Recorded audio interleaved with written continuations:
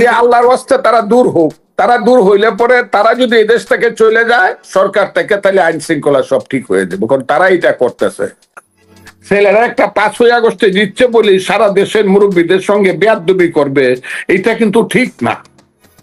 বেয়াদবের মতো কথা বলবে, কি বেয়াদবের কথাটা দেখেন সার্জিস আলম কি বলছে, একটা বাচ্চা ছেলে, এদের সম্পর্কে তো আমি কথা বলতেও চাই না, যে হাসিনার ফাঁসি হইতে হবে আগে, এর আগে কেউ নির্বাচনের কথা মুখে আনতে পারবেন না। দেখেন তো কথাটা বেয়াদব কাহাকে বলে, ইহা কত প্রকার কি কি। তো শেখ হাসিনার বিচার না হলে, শেখ হাসিনা যদি আবার ফেরত আসে, তাহলে যারা তার বিরুদ্ধে বিদ্রোহ করেছে বা আন্দোলন করেছে তাদেরকে তো প্রতিশোধ নিবে, এমনটাই তো উনি হুমকি দিচ্ছেন। তো সেই জায়গাটা থেকে যদি আপনি দেখেন, সাজ্জিদ আলমের কথা হয়তো বেশি। শেখ হাসিনার নামে তো গত 7 মাসে একটা ক অক্ষরে হা অক্ষর লিখতে পারলেন না, একটা রিপোর্টই তো করতে পারলেন না 7 মাসে। আপনারা করবেন বিচার, বিচারটা কি হাসমাত করবে নাকি সার্জিস করবে নাকি বিচার বিভাগ করবে? কে করবে বিচারটা বলেন তো দেখি? এই বিচারটা কি তারা করবে? বিচার বিভাগ অবশ্যই করবে। সরকারের তারা কেন বলবে শেখ হাসিনার ফাঁসি না অপদ? শেখ হাসিনার ফাঁসি হবে কিনা এটা তো বিচার বিভাগ জানে।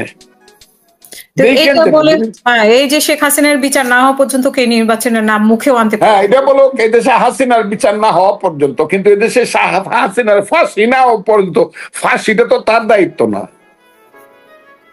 ফাঁসিতে না ঝুলানো পর্যন্ত। হ্যাঁ, ফাঁসিটা তো দায়িত্ব হলো বিচারকের। আইন, আদালত, সাক্ষী, প্রমাণ সবকিছু তো মিললে হবে ফাঁসি। আর এই ফাঁসিটা দিতে তো সার্জিস একদিনে ঝুলা দিতে পারবো না। বাবর সাহ সালাম সাহেবের ফাঁসি হয়েছে 2011 সনে, অর্ডার, আদেশ বা জাজমেন্ট। এটা 24 সন পর্যন্ত কি হয়েছে ফাঁসি? তাহলে তারা বাইরে আসলো কেমনে? 13 বছর তো তাদের কাছেই যাইতে পারে না। এরাও তাও দেশ যদি এই অবস্থায় না আসতো তাহলে তো আরো 15 বছরও তাদের ফাঁসি হতো না। ফাঁসি হইলে মিনিমাম 15 বছর লাগে। এখন সার্জিসরা কি, ওই যে দেখলাম একটা ছেলে কিনা হাসনাতরা আমার সম্পর্কে কইলো, এরা কি 15 বছর ক্ষমতায় বিনা ভোটে থাকতে চায়? এদেরকে দিতে হবে সবটাই নাকি? এরা কি চায়?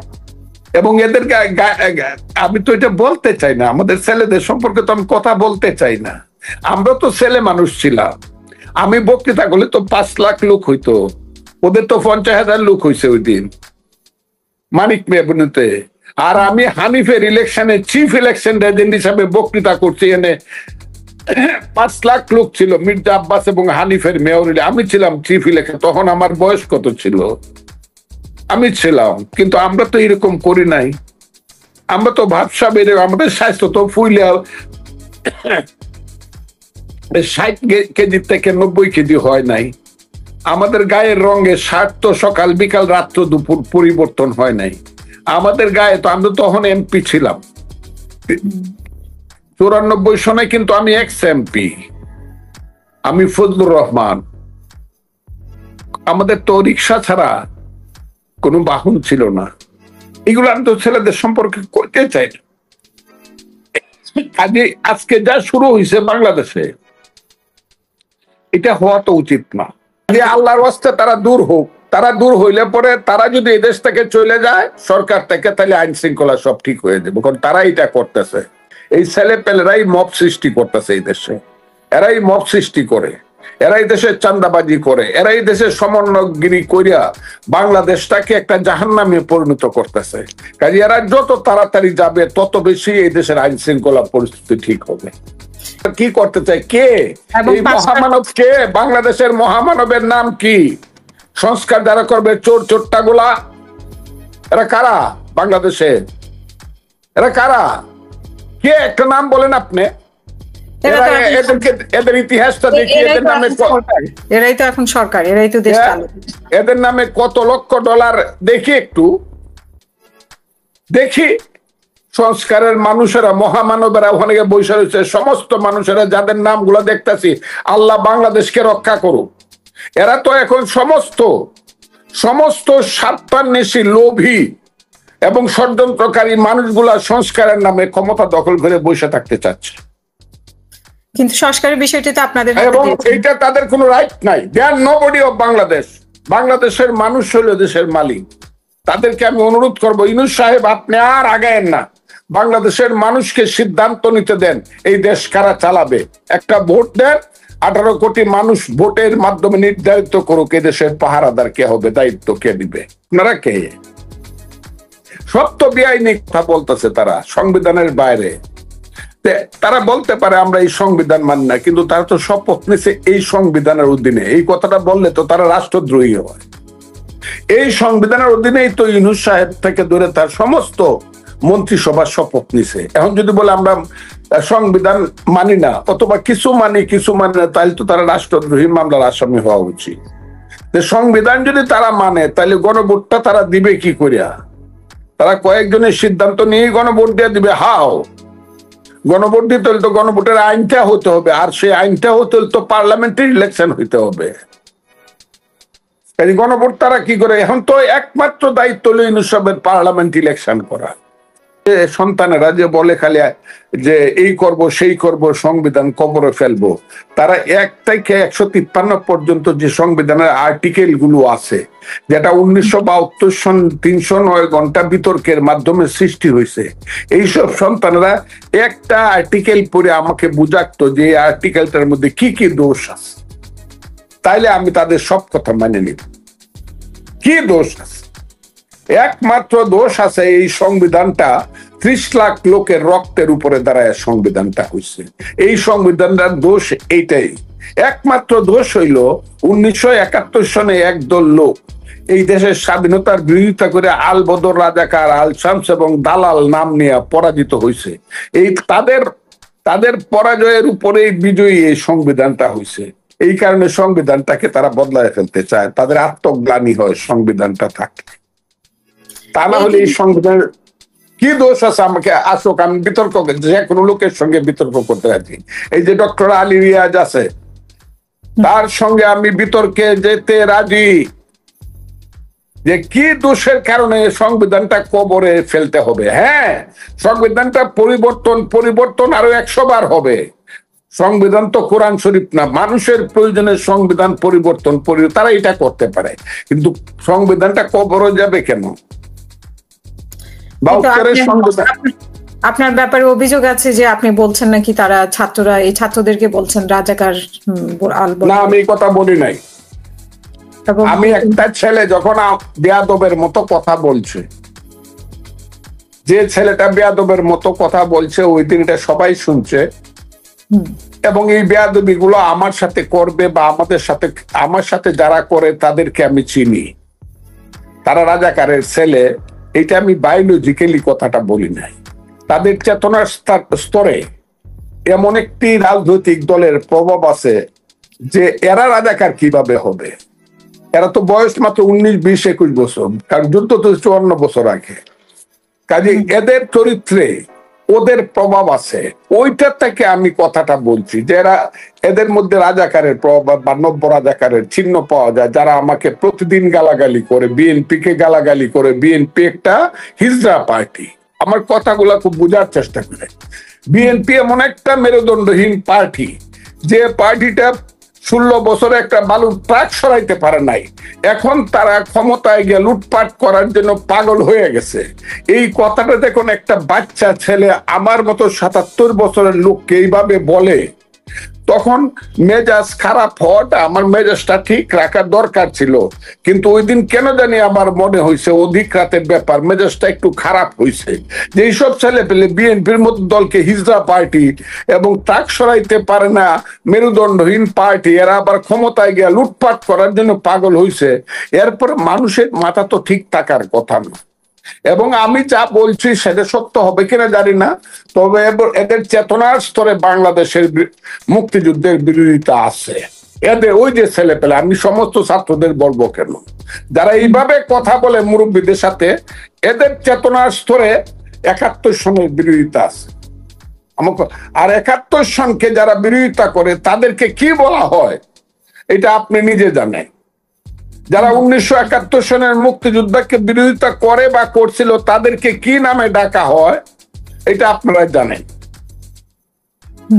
আমি মুক্তিযুদ্ধ করছি বইলা মুক্তিযুদ্ধ আমার সন্তান, মুক্তিযুদ্ধ হলো বাংলাদেশের মায়ের নাম, সেই মায়ের পেট ছিঁড়ে বাংলাদেশ হয়েছে, আমি সেই যুদ্ধের অংশীদার। সেই কারণে যারা ওইটাকে আক্রমণ করে আমার মেজাজ একটু গরম হইতে পারে, যদিও হওয়া উচিত না। একটা কথা আমি বলতেই পারি, অধিকারও আমি রাখি এই দেশে। এই অধিকার আমি বাংলাদেশটা জন্মগ্রহণ করছি বলে তো আপনি বলেন নাই, শুনেন, আমি বাংলাদেশটা সৃষ্টি করছি বলে আমরা মুক্তিযুদ্ধ করি, ছেলেটা টেক্সাসে গেছে, না হলে কিন্তু পাকিস্তানে গিয়ে পাসপোর্ট করতে হইতো, লাহোরে অথবা ইসলামাবাদে। ঢাকায় পাসপোর্ট করে লাখে লাখে যাইতে পারত। কাজে আমাদের সাথে যারা কথা বলে এদের একটু সম্মান করে বলা উচিত, এদের একটু হুশ করে বলা উচিত। আমাদের সাথে মুক্তিযোদ্ধাদের সাথে যারা কথা বলে, আর my name is Fazlur Rahman, এই কথাটা যাতে না বলে, আমার নাম কিন্তু ফজলুর রহমান। আমার বয়স ৭৭ বছর, আমি ৬১ বছর পলিটিক্স করি। যদি জীবনে কেউ দেখে আমি বাসা বাড়িতে থাকি, ভাড়ার বাড়িতে থাকি, আমার ৪টে সন্তান, সবাই রোজগার করে, আমরা স্বামী স্ত্রী ২ জন সিনিয়র অ্যাডভোকেট, আমরা বাসা ভাড়া করে থাকি, রিক্সায় চলি। কাজে আমাদের সাথে কথা বলতে সম্মান করে বলা উচিত, ভালো করে পুরা সারা দেশ পৃথিবীর মানুষ জানুক আমি কত খারাপ মানুষ। তবে একটা কথা বলবো, এই দেশটা স্বাধীন করছিলাম বইলেই আজকের বাংলাদেশ নামে একটা দেশ হয়েছে। কথাটা নাইলে এটার নাম থাকতো পূর্ব পাকিস্তান। দেশটা স্বাধীন করছিলাম বইলে এই দেশে শত শত general, major general, lieutenant general হয়েছে, শত শত হাজার হাজার সচিব, সিনিয়র সচিব হয়েছে। দেশটা স্বাধীন করছিলাম বলে কোটি কোটি টাকার, হাজার হাজার কোটি টাকার চোর ডাকাত হোক, কিন্তু বাঙালির ছেলেরা ব্যাংকের মালিক হয়েছে। দেশটা স্বাধীন করছিলাম বলেই কিন্তু এই দেশে ছিল ৫০০ কোটি টাকার বাজেট, এটা কিন্তু ৭ লক্ষ কোটি টাকা হয়েছে। দেশটা স্বাধীন করছিলাম বলে আমাদের দেশের সন্তানেরা পাকিস্তানের ক্রিকেটের বল কুড়াইতো, ইমরান খানের বল কুড়াইতো আমাদের দেশের সন্তানেরা। এখন বাংলাদেশে একটা ক্রিকেট টিম সারা বিশ্বে চেনে। দেশটা স্বাধীন করছিলাম বলে বাংলাদেশের মেয়েদের ফুটবল টিমটা এখন এশিয়াতে চ্যাম্পিয়ন হয়। দেশটা স্বাধীন করছিলাম বলে গৌরবের সঙ্গে একটা সবুজ পাসপোর্ট দেখায় বলতে পারি এটা আমার বাংলাদেশ। কাজে আমাদের সাথে কথা বলার সময় ছেলেদেরকে বলবো, বেয়াদবের মতো যে কথা বলো, আল্লাহর অভিশাপ লাগবে তোমাদের প্রতি, তোমরা অভিশপ্ত হয়ে যাবে। আমাদের সাথে কথা বলতে আসতে সময় ঠিকঠাক ভাবে কথা বলবা। আর আমি যাদেরকে আলবদর রাজাকারের দল জানি, তারা যখন আমার সঙ্গে কথা বলে তারা আমাকে সম্মান করে কথা বলতে হবে, তা না হলে গুলি বুকে নিয়েও কিন্তু আমি সঠিক কথাটা বলবোই। বাংলাদেশ মুক্তিযুদ্ধ এবং মুক্তিযুদ্ধের বাঙালি জাতির স্বাধীনতার সংগ্রাম আমি বলবোই। এটা যদি কেউ বিশ্বাস করে আমি তাদেরকে সেলিউট দিই। কেউ যদি মনে মনে বিশ্বাস না করে, আপনার বিশ্বাস নিয়ে আমি থাকেন, আপনার সঙ্গে আমি ঝগড়া করতে চাই না। কিন্তু আমাদের সঙ্গে শুনেন, আমি আমার এই যে বড় ছেলেটা আপনার ফোনটা ঠিক করে দিল, ও কিন্তু ফার্স্ট ক্লাস ফার্স্ট এমএতে ইংলিশে। এই ছেলেকে আমি সমস্ত সম্পদ লিখে দিয়ে দিব, কিন্তু আমি তাকে বেয়াদবি করার সুযোগ দিব না। একজন টাওয়ারিং পার্সোনালিটির প্রতি মুহূর্তে কথা পরিবর্তন করা, এতে একটা জাতিকে কিন্তু সঠিক সিগন্যাল দেয় না। কারণ আমরা মনে করেছিলাম সূর্যের আলোকে সবকিছু আলোকিত হবে, এবং আমরা মনে করতাম ইউনূস সাহেবের মতো এইরকম উঁচু মানুষ আমাদের দেশ চালাবেন। আমার মনে হয় দুধে ভাতে আমরা থাকবো উনি যতদিন দেশ চালাবেন। কিন্তু আজকে 7 মাস পরে সমস্ত মানুষের মোহভঙ্গ হয়েছে। তারা দেখতে পাচ্ছে ইউনূস সাহেবকে আমরা যা ভাবতাম, এই দেশের মানুষ যা ভাবতো, উনি তা না। রাষ্ট্র চালাইতে গিয়ে উনি নিজেকে অনেক কালিমালিপ্ত করে ফেলেছে, এবং উনার কথা এবং কাজে সকাল বিকাল পরিবর্তন হয়। আমাদের ধারণা না, এটা দেশের মানুষের ধারণা, ক্ষমতাটা বোধহয় একটা ময়ূর সিংহাসন, এবং এটার এত মজা যে শেখ হাসিনা যেমন 15 বছর বিনা নির্বাচনে ক্ষমতায় থেকে মানুষকে যেভাবে অত্যাচার করেছে, ইউনূস সাহেবরা সেই ক্ষমতার লোভকে সংবরণ করতে পারছে কিনা, নাকি সেই ক্ষমতাকে আঁকড়িয়ে রাখার জন্য বা সেই ক্ষমতাকে ধরে রাখার জন্য আজকে বাংলাদেশে নির্বাচনকে, তারা অনির্বাচিত একটা সরকারকে দীর্ঘস্থায়ী করতে চায়।